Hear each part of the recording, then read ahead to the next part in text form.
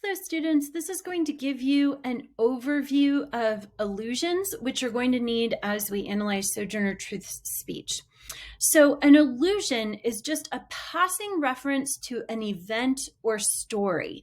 So it doesn't tell the entire story, it just makes reference to it so that the person reading the text or listening to the speech comes up with ideas or concepts related to that story. So typically the event or story is a reference to something from history, mythology, the Bible, art, literature, those sorts of things. And again, the speaker doesn't tell the entire story. They make reference to it, hoping the audience will remember something about the story and come up with ideas that are relevant to their speech.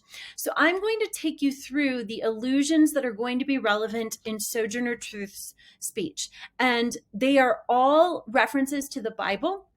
They're all allusions to the Bible. So I want to make clear that I'm teaching you these stories so that you can understand Sojourner Truth's speech. So this isn't a religious lesson to get you to believe the Bible or not.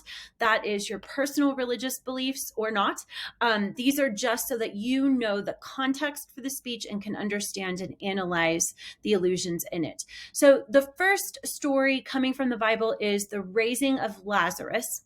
And I'm just running through some key details. I'm not going to get into every single piece of the story for you, just enough that you can get some ideas.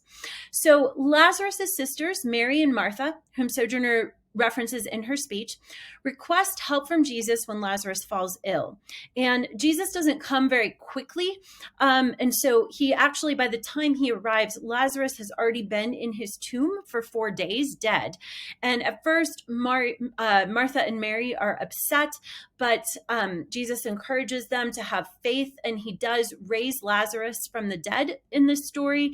And then Mary and Martha show their faith. So that's one of the stories that's referenced. The video is going to pause and ask you a question about that.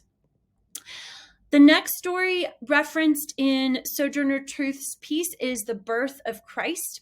And the key details for understanding this within Sojourner Truth's speech is that the Virgin Mary was visited by the Archangel Gabriel and told she was going to give birth to the Son of God. And it's important to know no human man has any role in impregnating Mary.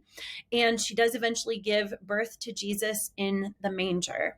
Video is going to pause for a minute to ask you a question about this.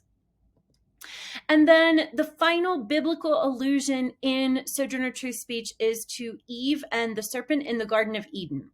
And so the story there is God commands that Adam and Eve not eat fruit from the tree of knowledge.